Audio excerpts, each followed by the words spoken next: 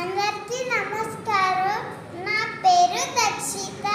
నేను నారాయణ స్కూల్లో చదువుతున్నా.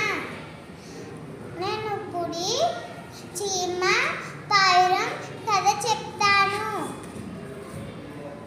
ఒకరోజు అనుకోకుండా చీమ నీటిలో పడిపోయింది.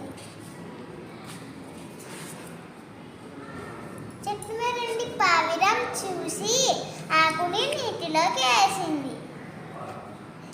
నీటిలో ఉండి చీమ ఆకుపైకి ఎక్కి ఒట్టికి చేరి ప్రాణాలను కాపాడుకుంది. కొన్ని రోజుల తర్వాత వేటగాడు బాణంతో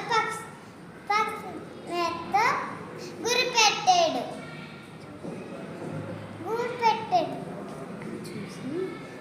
చీమ చూసి